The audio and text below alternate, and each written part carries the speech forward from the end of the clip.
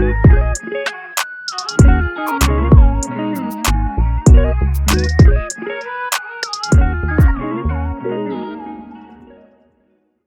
this is Lola, but you can call me Lola if you like. Hi, this is Velisa, and you can call me Vels if you want. And this is the Everybody Hates HR podcast, episode 108. Woo! I feel like we should be further than 108. Don't do that. Don't do that. Yeah, when did we start recording in February? Mm-hmm. Okay, yeah. Maybe. Wow.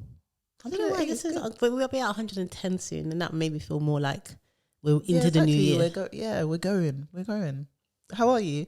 I'm good. It's been a while since we've been in the studio. Obviously, people probably don't realize that, but we haven't been in the studio for a while. I've been away. I went to Dubai, and it was very nice. It was very nice, to be honest. It was Ramadan, so things are quite chilled.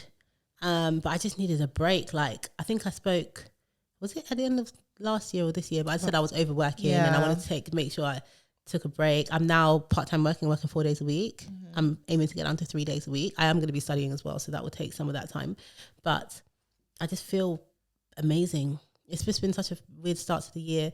If you follow me on Instagram, you'll see that my ceiling collapsed.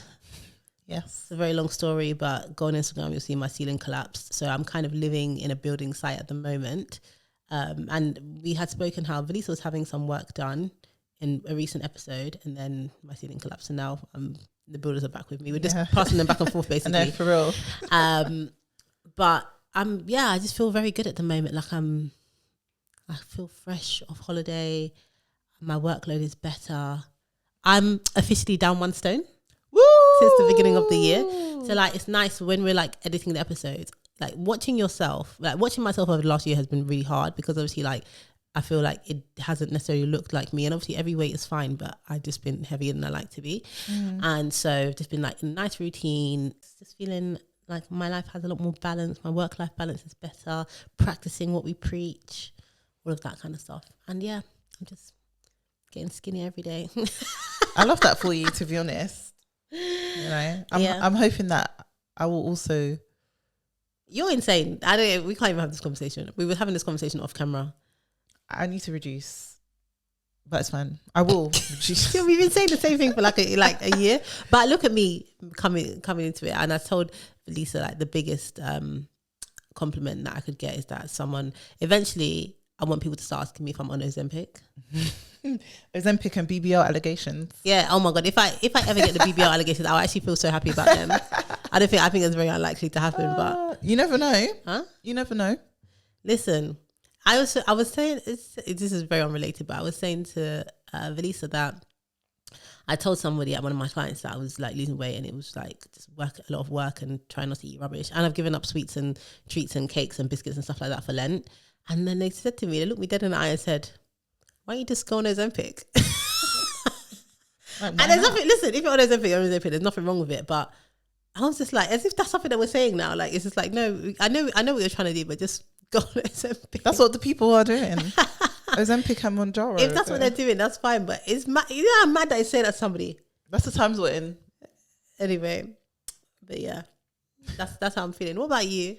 I'm fine. You know, I feel like I am almost 4 months into my new role. You updated it on LinkedIn. Finally, after 3 months, I have updated my LinkedIn as to where I work. I just feel like I'm just not those excited people, no offense, that will you that I started the job yesterday, so I'm updating my LinkedIn today. Some people don't do it until they pass probation, which is pointless, but I understand it as well.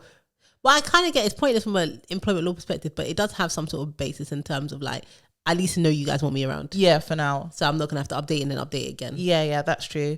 So yeah, I felt like 3 months was a good time to, you know, put it up. Not because I was worried. I just don't see what I just got here. Yeah. Let me settle. Yeah. So yeah, that's going well. It's fine. It's I love the office. It's a very cool office. It seems like a lot of food, a lot of cakes. When you're ready, visitors can come in. So I've just told you my plight, and you want to put me around cakes and biscuits and stuff. Well, they do like really good salads and stuff. There's a salad bar. Okay, fine. Yeah, so you should come in. But yeah, other than that, I I'm in the gym. I'm back. Yes. Yeah, I'm trying to be consistent in the gym. I've been going at 6 a.m.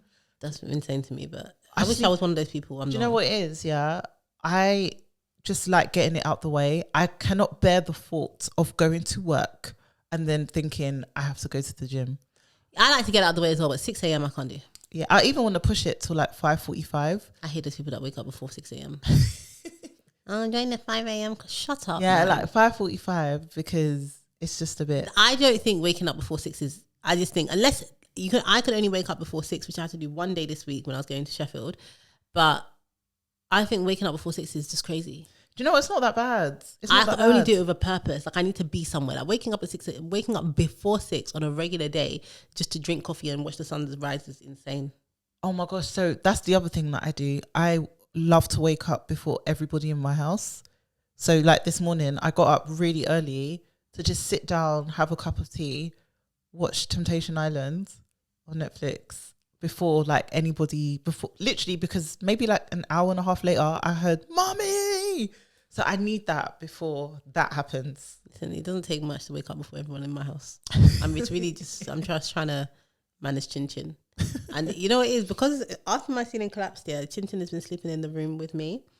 And so it's better because when she was sleeping in the living room in her crate, in the morning, she would act like she hasn't seen me in like 4 days. So it'll just be a lot of excitement. A lot of excitement. Yeah. But obviously now, because she can literally see me from when she sleeps, like it's a bit more chilled in the morning. Wake up, have a little cuddle, it's fine.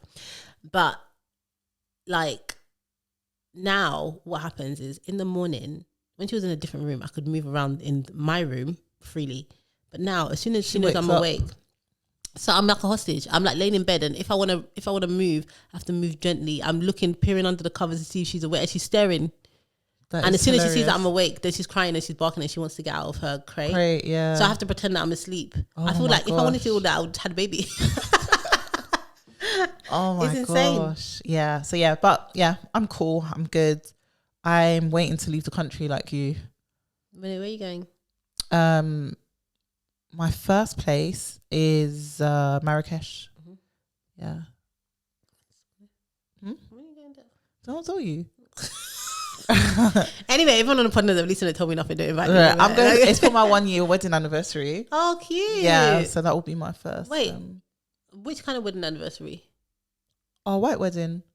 That's in May. Yeah, that's that's the next time I'm leaving the No, but country. you're going away in April. Yeah, but that's New York for onboarding. That doesn't count. Oh, okay. Fine. Yeah. Okay. Cute. Thanks. I'm traveling actually a lot. I'm going to Nigeria and Ghana next month. I have something I need you to get for me from Nigeria. Fine. Thank you. If it's in Lagos. It is. I'll and give you then the address. better come to me. It is. And then I'm gonna go back to Dubai in May. Same. And then I just want to go somewhere for my birthday in July because I'm gonna be 35. So I have a thing about this, yeah. Is it a milestone? Is like, please, I'm begging my friends, do not make 35 a milestone. It's not a milestone. No, but that's the route we're going down. People are trying to do you know make what? 35 Enjoy a life, milestone. celebrate life. Celebrate it on your own. But I went to Paris last year for my birthday. Yeah, so but you went I with think like 2 friends. Like, that's friends, fine. 3 friends. Sorry, 3. And also, you know me. No one can stop me from having a party. Yeah, now that they that's put the ceiling back up, I'm having a house rewarming party. But I think that's different. Where it's like, oh, come to me, enjoy. But don't ask me to like fly halfway across the world for your 35th. That's unnecessary. Like, take time. That's unnecessary. But I might do a little staycay. That's cute. I might go rent some big house somewhere and then get just have all my matching friends come pajamas. and, do that's cute stuff like that. Yeah. So obviously you'd be invited when I have the Don't plans. don't do it with attitude. Huh? Don't do it with attitude. I'm just saying in it because like I don't feel like I'm always invited. But you know me, I'm not one to dwell. I'm not one to dwell.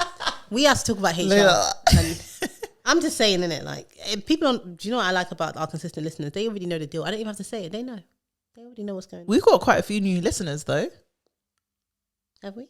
I think we do. Looking at Do you know numbers. what? It's true. It's Yeah. true. It's so funny because we've been in a bit of autopilot, making sure we get the episodes out. We haven't been so consistent on socials, but we're just looking at the numbers going up every week. Yeah. And I love that. Hi, new listeners. And Valisa is back in her analytics bag and her. You know what it is. Yeah. If you tussle him on TikTok again and I'm back. I'm actually back. I've been in the comments on TikTok. I know. Yeah. Very problematic. I'm ready. We go again this week. Please don't get us banned on TikTok. What's been happening in HR news? Is it HR news? Is it HR related news? Oh my god! Because where are we going with this? Please. So we have to talk about Mulan's hair. We do. So it's probably, by the time this comes out, I don't know, it'll probably be a little bit. You know, by the time this comes out, it's been forgotten, but we're going to bring it back. Yeah. So basically, on the Clack app, on TikTok, there was like a video that went viral, and it was about this girl. Basically, she had clips from when she was at the Instagram hair salon's hairstylist house, and she was basically like, "What do you mean I have to leave? Like, I just told you I was cold." And she basically gave a story time about how she booked with this hairdresser. When she got there was no heating. It was in the person's house. She was paying 150 for a sew-in, which I think is actually crazy. Insane. Yeah. So those of you who are not black and don't get sew-ins, or don't know, or even if you are and you just don't get sew-ins, how much do you pay for a sew-in? In this day and age, I don't think anyone should be paying at the top end more than 75 for a sew-in. At the top end. You can get a sew-in for £40. For real. So that's why I say top end. Yeah. So £150 is insane. And if I'm paying £150 for a sew-in, there has to be at least customer service, and there was none of that. The girl basically told her that she had to take her shoes off. Her feet were cold. She said that her heating wasn't working. She was doing it from her house. When the girl complained to say that she was cold, I think she said that she could put her jacket back on, and then she went to the toilet. She said she said there was a bit of a hostile environment. So when she came out, she tried to address it and say, look, blah, blah, blah. The hairstylist, Mulan's hair, didn't like it and basically told her like she can go. She said the girl's hair was like not even half done. She said, I can remove it for you, or you can go like that. The girl left with the needle still in her head, still on her head top. When she was doing the thread was hanging off her head. When she was doing the story time, the thread and the needle were hanging. And do you know what? I'm glad that she did that, because she needed to go home and look at herself in the mirror to understand really what had happened. And we also needed to see. And this was for her hen do, by the way. This wasn't for, I just needed to get my hair redone. This was for somebody who was going on the her girl's hen sew-ins, they eat though. Like the sew-ins are very nice, but there's not a sew-in on this earth. Like, she's not the only person that can do sew-in. Do you know what I mean? So I don't understand why you would treat someone like that. And it just reminded me of that episode. I think Lisa posted it, that episode that we did with Aisha from the bride's room. And it was just like, they need to be stopped. It's ridiculous. They need to be stopped, because how can you do that? How can you leave someone with half their hair done? They haven't insulted you. And the girl was saying, I can just tell that my place is not good enough for you. And if it's not good enough for you, you need to leave. Can you imagine paying £150 for someone to speak to you like that? That is mad. And and the girl refunded her the deposit on the spot. This is why I think it was Aisha I was talking to about it actually. And I said to her, God knows me, knows my heart, and knows he can never put me in a position like that. Never. Because I'm fighting you. I'm going to fight you. What do you mean my hen do is this weekend and you're not going to finish my hair because you're insecure about the fact that you don't have heating? Exactly. And it has just been the best. Like, it's made so many viral moments on TikTok. Everyone just, all the other hairdressers have jumped on it. They're like, if you come to me, I give you snacks, we give you heating. Everyone's just cussing, saying that you're saying £150 for a thing. You can't get a little blow heater. Your heater's not working. £25 Argos heater you can't get. It's just insane, like the level of customer service. But you're charging me £150. We need to do something about customer service. Lisa and I, just before we went here, before we came to record, we went to eat, and give her a raise. Burger and Lobster, Canary Wolf, give her a raise. Listen, the server, the waitress that we had, I said, what are they paying? I think she said to Lisa, what are they paying her? Because she was so on, anything I can do for you? Or what about this? What about that? Or blah, blah, blah. Like, it was actually much. No, I said, listen, relax. You don't need to do all that for us. But she was very serious. And I'm like, if she starts a salon now, she might not be able to do a sewing, but the customer service will slap. Literally. The customer service will slap. Literally. But yeah, it's enough. I think there needs to be some sort of regulation. There has to be. We need to create a training and we need to get it accredited by somebody, and we need to be specifically for Instagram salons. 100%. And do you know what? A lot of them don't like being referred to as Instagram hairstylists, but that's what you're giving. That's what you're giving. You're not giving like professional. You're not. Like I think I posted on my story about it. Like I said, I found my people. I don't call them Instagram hairstylists because they're just stylists. They're stylists. They know what they're doing. They're artists. Professionals. Big up Steph. Steph has her own salon, Laid by Steph. amazing. The girl who did the TikTok, she ended up going to Mariah London, who's also the one that does my wigs, and she did my wedding hair. Like, I've been going to her for years now. She's fantastic. Yeah, like you never feel. Also in a salon as well, like in Greenwich, if anyone needs to. Also, somebody commented on the last video when my braids were fresh, asked me who did my braids, and her name is Irene, and she's a Peckham hair stylist. So I'll drop her comment in the YouTube. I'll drop her number in the. Sometimes that's what you need. You just need that word of mouth. Yeah, and she's so good. Last time, I didn't have any babysitter for my dog, and she let me bring her. And I just had to put her in a crate. Oh, that's nice. Yeah, it was very cute. Like they're just nice, normal people. Yeah. And when you go, obviously they're all Nigerian, so they're gonna offer you. They're gonna offer you something. You need people that will go above and beyond. Like even when I was getting married, my son has a lot of hair, and I didn't know what to do with it. But now I can confirm I know how to comb hair now. Well done. Thank you. At the time I didn't. And Steph does not do children's hair. She did my child's hair just for the wedding. Yeah. She did like pop smoke stitch braids. And do you know what I mean? Trust me, my son didn't make it easy for her and her sister to do his hair, but she did it. Do you know what I mean? Like above and beyond. Yeah.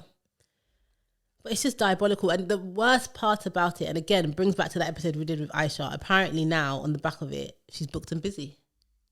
You people, you'll never learn. You like suffering, you like pain, you don't like good things. This is my thing, and I might be called ageist for this. It's the young girls. The young girls don't give a heck how they have money. I just don't even understand. All these young people, where do they get all their money from? I don't know, but they just don't care about customer service. Do you know what it is? It's the people doing the hair. They cannot necessarily always differentiate between the older customers and the younger customers, and therefore they talk to you the same.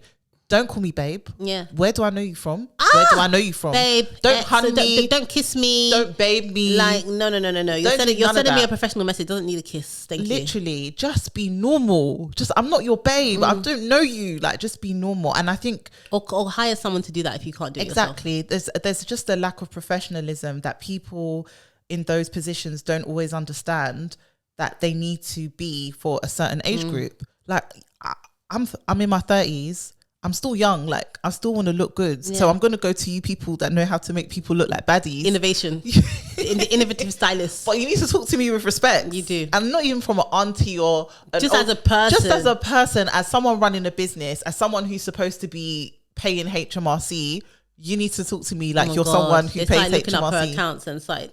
Anyway, you spoke about young people. This slight diversion.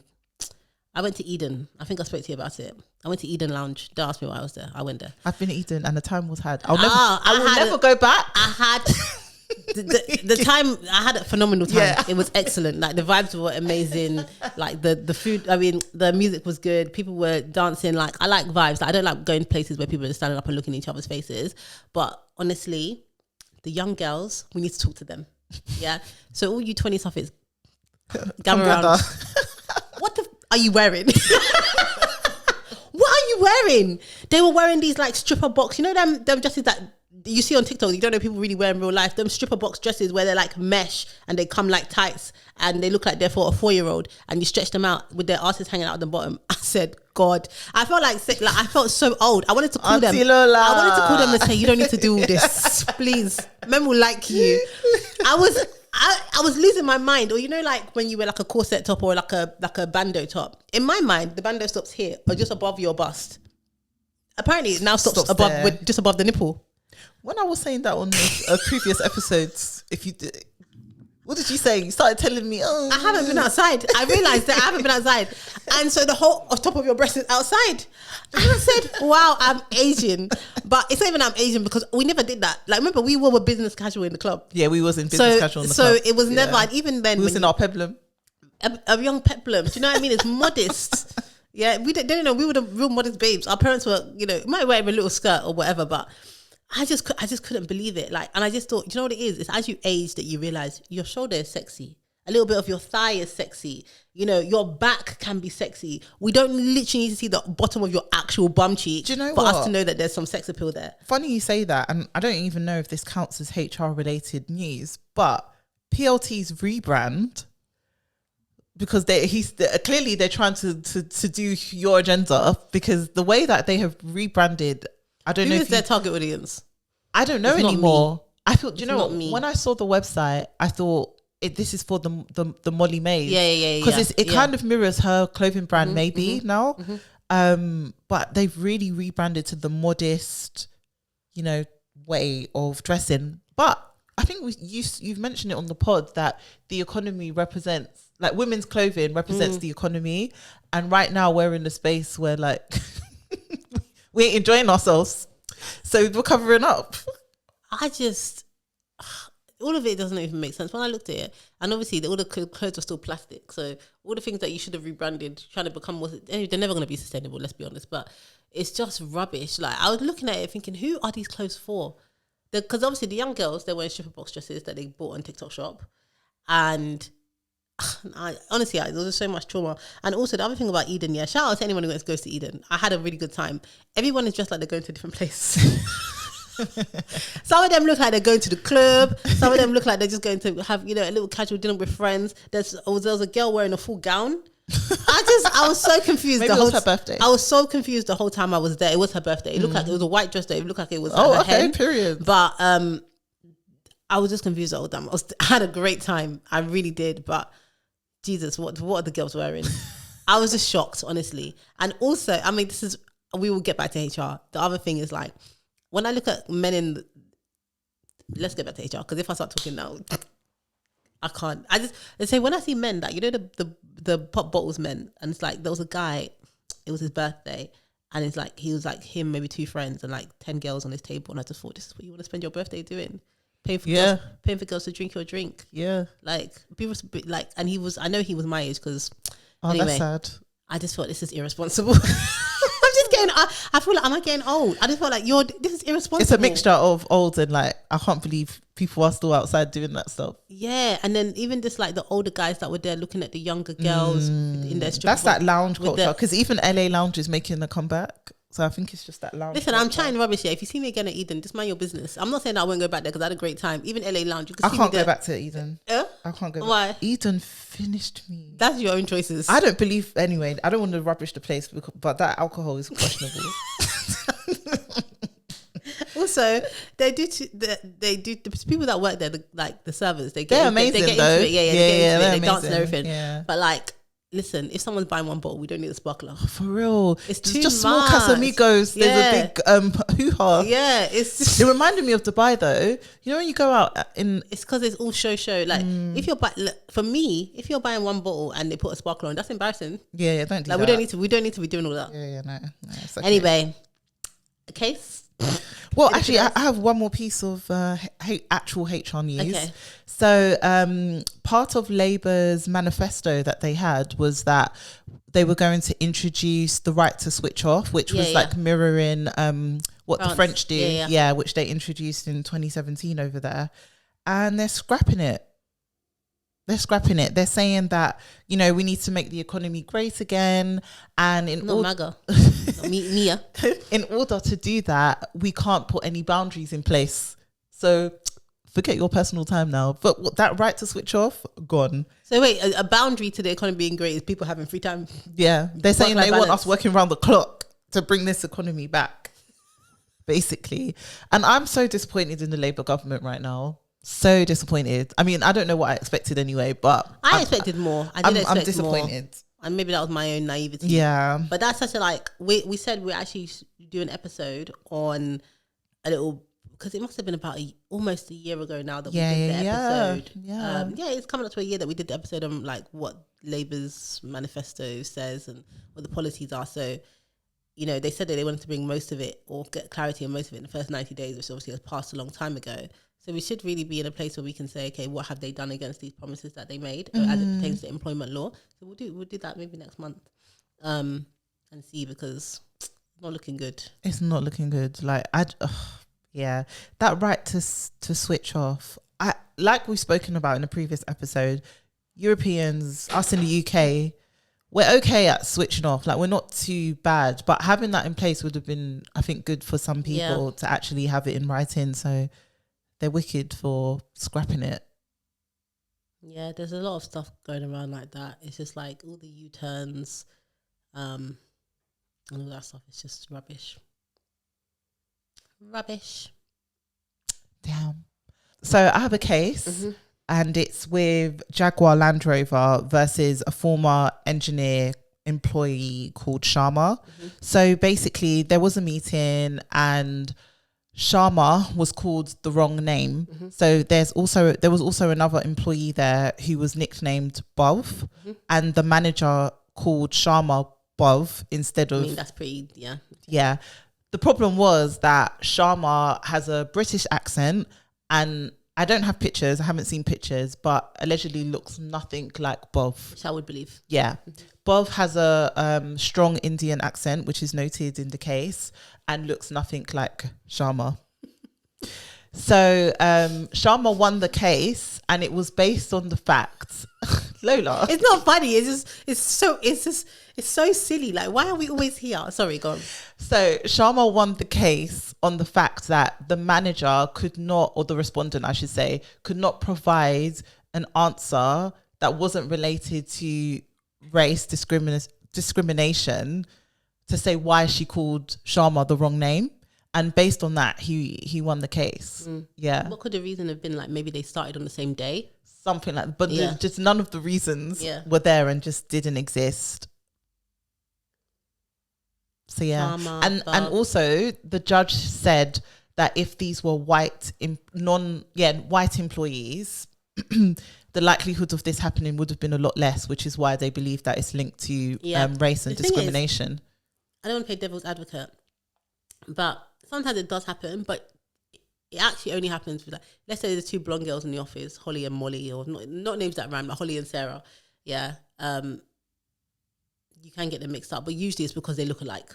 Or something like they are there's similar similarities. Yeah, exactly. But to get two people that are literally, if there were two white people, they look nothing alike, you probably don't usually get them mixed up. Did I tell you guys the story about when, you definitely know, but I can't remember if I've said it on the pod, when I was working and I was in a document with employment legal. I don't know if you said it on the pod. I don't think you said it on the pod, but I know what you're talking about. Yeah, so I was in a document. No, you definitely didn't. I didn't. No, I don't think you did, because it was... Because maybe I was working there at the time. Do what you want with that information. Yeah. So I was in a document with legal counsel, and legal counsel atted another black woman in the organization. But at the time you didn't even know. You just knew they just atted a random person. I didn't know this woman from Adam. I didn't know what team she was on. So why is she being atted? Nothing. Yeah. So I see that they've been atted. So me, I don't want to jump to conclusions, because I was like, before this person was atted, it was just me and legal counsel in this document. So I slack her and I say, and also when they add the person, can they now see in the document? Yeah. So legal document. I slack legal counsel and I say, did you mean to mention that person in our document? And the name wasn't similar to your name, was it? So different. Yeah. So different, yeah. So she replies. So Sarah. Yeah, let's say Sarah. Yeah, the legal counsel's Emma, yeah. So Emma slacks me back and says, I'm so sorry. First of all, what are you sorry for? Do you know what I mean? So then I went to look up Sarah. Sarah is a black woman halfway across the world, in a different time zone, different tea, everything. We have different accents. There's absolutely no reason for legal counsel to mix me with this other person. Like, there was no reason. And if you know me, you know I will speak. I slacked her and I said, I think you didn't want to slack her. At first I slacked her. I said, this is a microaggression. And then she replied saying, no, it's not. It's not a microaggression. It was just an accident. I said, no, it's a microaggression. And when you're ready to speak about it, you can put time in my calendar. That's what I said. This is employment legal, by the way. This is somebody who understands how all this stuff works and what it looks like and the perceptions and everything. And she's telling me in documentation on Slack, which I still have screenshots of, that no, it wasn't a microaggression. It was just an accident. Okay, cool. We meet. You recounted exactly what happened in that meeting, and I just remember when she was telling me about it, I remember thinking, this woman is mad. She just didn't get it. She just refused to get it for whatever reason. Even talking about it is triggering me. Like, she didn't understand. She's telling me she doesn't understand how that could have been a microaggression. That you mentioned a completely different black woman in a completely different country, in everything different, and said, oh no, it was just an accident. I just so okay. So why, when you were trying to at me, were you thinking about her? Like what? And based on this case, I should have taken her to court.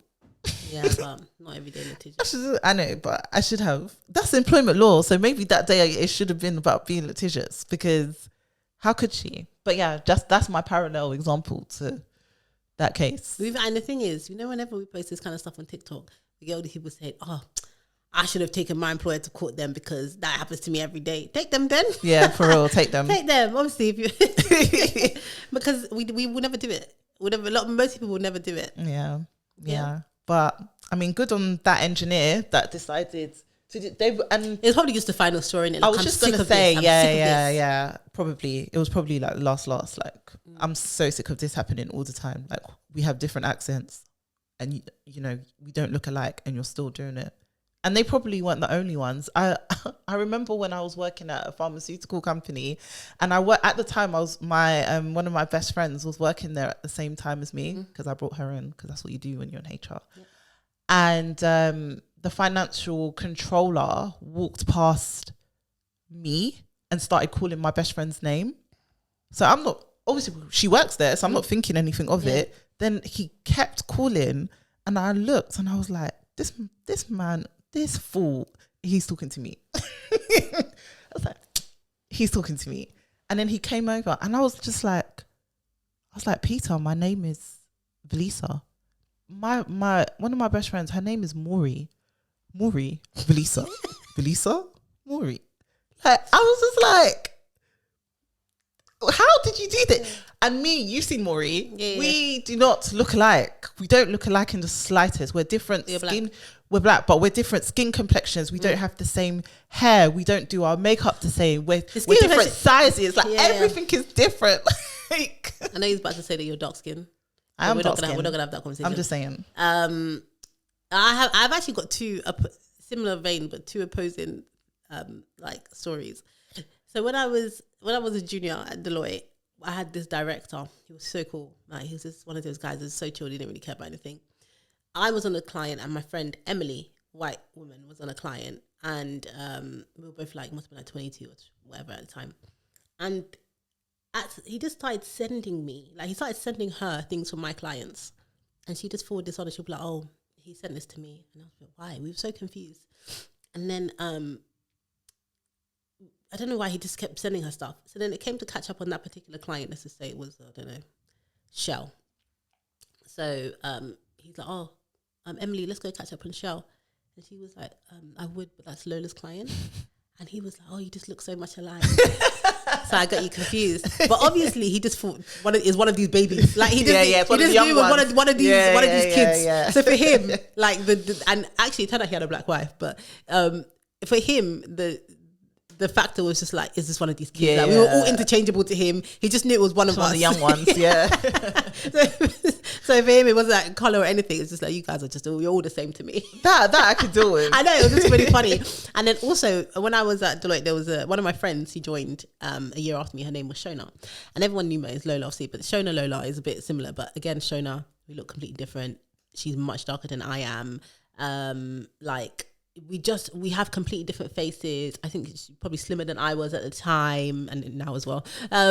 We just were just completely different. I probably had my hair in braids. She would have her hair like weaves or straight or whatever. And the day she showed up, everyone forgot my name. It just became Shona Lola. Like, even to this day, like I will send her cards and I'll write from Shona, cross it out, put Lola. And she does the same to me, because we just became like interchangeable. And it was just the most bizarre thing. And obviously the names are close, but I was here for a whole year. You knew my name before she arrived. And there was a time where it's like there was we just stopped. We either did two things. We just stopped responding to people, or we just started making a point of it. And there was a senior manager one time, and she was trying to call Shona, and she kept saying, "Oh, Lola," over the desk. And then one of our colleagues literally went, "I think you mean Shona." She was like, "Oh," and they would get so stressed about it, because obviously they realized as soon as so people realize what has happened when it's happened. Like, why are you mixing us up? It's terrible. We don't look alike. It's crazy that like literally past my skin you can't see my features, because I wouldn't have mixed up anyone else. It's like in your head you think she's like, it just shows me that in your head you see me as the black girl. Yeah. Do you know what though? I don't think this is exactly the same, but It's really bad, so don't bother watching it. But I watched the latest Love Is Blind. I haven't watched one It's episode so, because I've heard it's rubbish. so bad. Yeah, But I have to watch it because I've watched them all. it's shot in Minnesota, I think. No, Minneapolis. I was going to say Minneapolis. Minnesota. Yeah, Minneapolis. And I'm not gonna lie, I struggled to tell everyone apart. It took me quite a few episodes to Maybe it's the same thing. to catch on to who, like, Why? Because they look alike, or to me. maybe, But you get what I'm saying, like, to me. So are you saying that it's okay if, like, But then another, like, a white person watching it might have got it straight away as to who was who. Do you know what? Yeah, obviously SVU person, you know, like in that they always say that cross race identification is always less reliable, because if somebody is outside of your race, it's, you pay less attention to their features, which is insane to me. Yeah, but I think that's. But I do believe it's a thing. It is a thing, but yeah, maybe I'm not even trying to back anyone, but no. I do think it's. I really struggled, but it's I can watch a show and know who everyone is, but everybody on this Love Is Blind, there's only 2 people who are not white on it of all the couples, and they're just light skinned, so everyone's blending like us. These people are gonna cancel us. Obviously, I could tell them apart from everyone else, but like that's the only couple I could tell apart. So maybe it's not like a. I think you have to make more effort, especially people that you actually spend time with. These are strangers on your TV. People that you actually work with. It's true. Yeah, because at my old job, on my team, there was 2 women that sat next to me, both blonde, often would dress in the same colours on the same day. And then the VP of HR was also blonde. Like, honestly, if you looked from afar, you wouldn't know who's who. But I never got them mixed up. I always called them the right name. Yeah. I mean, most of us, like, if you're in a minority, like, you spend most of your life being the only, and you spend all your time with white people. I don't ever mix up my colleagues. Yeah, no. And if I do, it's because you're genuinely similar. Yeah. And it's very rare. Like, or I'm mixing you up because we've got, like, one of my clients, it was so stressful. We had an Ellie, an Eleanor, and an Ellen. Oh, come on. Give me a break. And I'm like, I have to, like, that's hard for me. I'm so sorry. Or like, another one, we had Amelia, recent one, Amelia, Amy, Emily, and there was one other person that had a similar name, and I'm like, okay, this is hard for me. That's a lot, Yeah, but even then, I'm still calling the right name. So I just think, even if it's hard for you, you have to put in a bit of effort to kind of just learn who your colleagues are. That's bare minimum. Where are we on time? 41. Okay, perfect. Okay, shall we do a dilemma? We actually should get. We need to get like another version. Who wants to write us a theme tune for the dilemma? Oh my gosh, we should do that. We should do like just to make it clear. But we should do like a competition. But we don't have the right audience for it. I don't think most of our people are very musical. Yeah. Can I just say one thing before you start? Do you know something that I find really funny, but I love when people do it? Obviously, I said at the beginning of the episode, I posted on LinkedIn that I've moved jobs. The people closest and nearest and dearest to me are always the ones that comment in underneath. Congrats, Melissa. What did I write? Kudos to you. I wrote congratulations, they're so lucky to have you. Did. They are. And the people that are nearest to you know that. Literally, my niece just commented on my post saying, congrats, Melissa. Like we didn't talk about it already. like it's news. My whole process.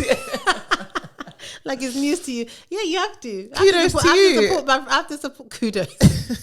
I have to support my people then. No, that's actually funny. It's like I already knew about this 3 months ago when you're going through the process. Hilarious. Sometimes I write under people's things. I'm like, oh, we must catch up soon. And you spoke to them? Yes.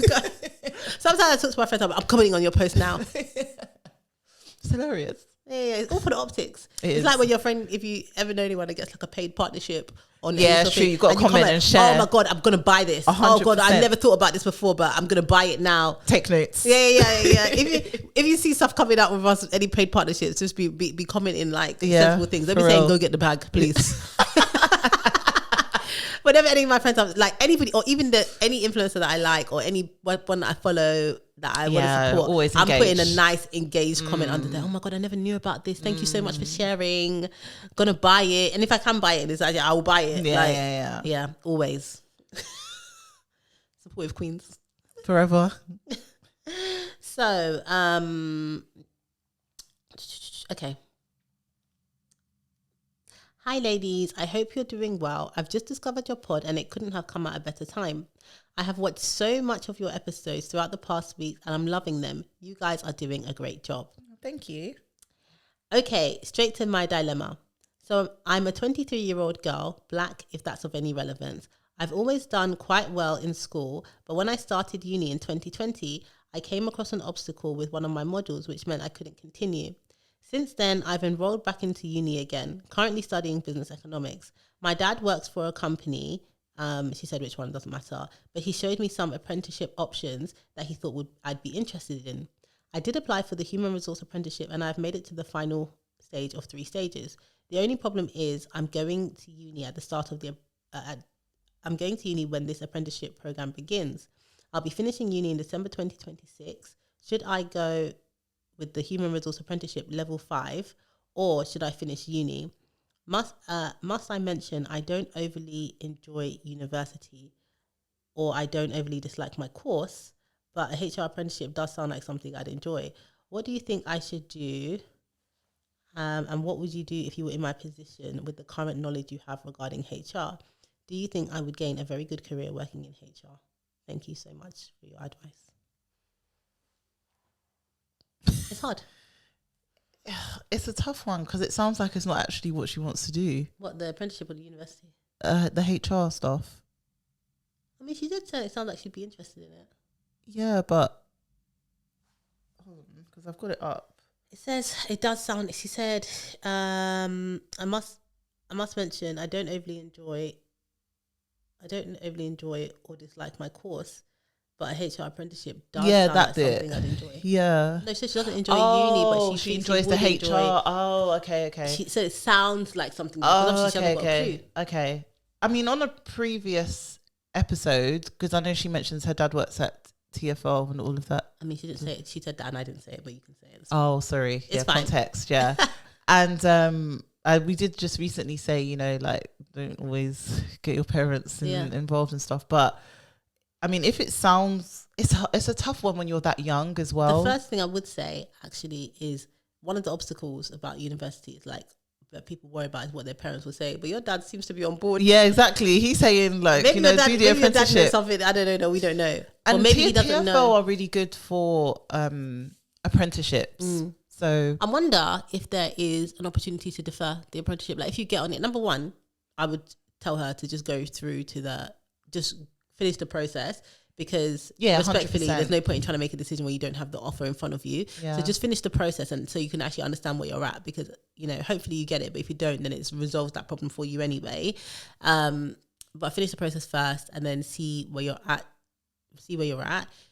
Find out what your options are. So for instance, could you defer your TFL? I think she said she finishes in December 2026. So she finishes uni in December 2026. So she's a good way through it. So it would start. Can I just say though, she started uni in 2020 initially. Okay. And then she dropped out and she went back. Okay, so that's why it's 2026. Yeah. Okay. So I would say see if you can defer your apprenticeship for 1 year, because sometimes they let you do that with like graduate stuff. I don't know if they do it with apprenticeships. Also, find out what the options are for you at university. So let's say you was to finish up this year and you had one final year remaining. What would be the option for you to come back and do that later? Because maybe that's an option. Maybe she can go and do the apprenticeship and then decide if she wants to finish at a later date. One thing I can say that I don't know if I'd be able to deal with having student debt with no degree. I just think that that's the worst. But obviously, just because you've started doesn't mean you need to complete. But I know my truth is that if I had done 2 of the 3 years, I'm going to finish the degree. If I had done 2 out of 3 years of university, I'm just going to grin and bear it, even if I don't like it. So I think, unless it was obviously putting your mental health completely in the toilet, but she says she doesn't overly hate or enjoy it. So, I mean, who loved their course at university? It was all right. That's what I'm saying. I don't. Did I think, counting and finance? That really? No, I didn't. But I went for a reason. I wanted a degree, and degrees are helpful just to have. So for me, I would see what is the flexibility in it. If this is like a great opportunity for you and you got on it, what's to say you can't get on it in the next year? Yeah. I don't like. I was just going to say, like, it sounds like you could get some form of referral. So if worse comes to worse and you can't do the apprenticeship, you can go on it again. Like these are yearly things. They're not they're not one off. It won't be the only. It's not the only apprenticeship in the world. It's not the only HR apprenticeship. You know, all of this stuff. I'll just go through the process and see. And once they've kind of offered you the thing, that why wouldn't they? Unless finishing uni is going to stop you from being able to do the apprenticeship, because sometimes that happens. Like if you have a degree already, but I would just see if they can defer it, because when they find good people, usually they run the apprenticeship every year. Yeah, so you can just ask them if you can do it the following year, and if you can't, then you make the decision. But I would, to be honest, I would always, in your first year, I think first year drop out, second year just ride it. Yeah, and also you can still brush up on your HR knowledge and things that you want to find out and learn about HR in general, while all of this is going on, to actually figure out if it's something you're really interested in. Because it's all good and well to think, I think I'm going to enjoy it, or I think I do enjoy it a little bit, but maybe you need to find out a little bit more as well. Yeah. And let us know what you decide. Yeah, let us know. Emails back. And if you do want to send in a dilemma, you can email us at dilemmas@everybodyhateshrpod.co.uk. Yeah. We look forward to receiving them. Okay, guys, like, comment, subscribe, all of that good stuff. That's a wrap, guys. Bye.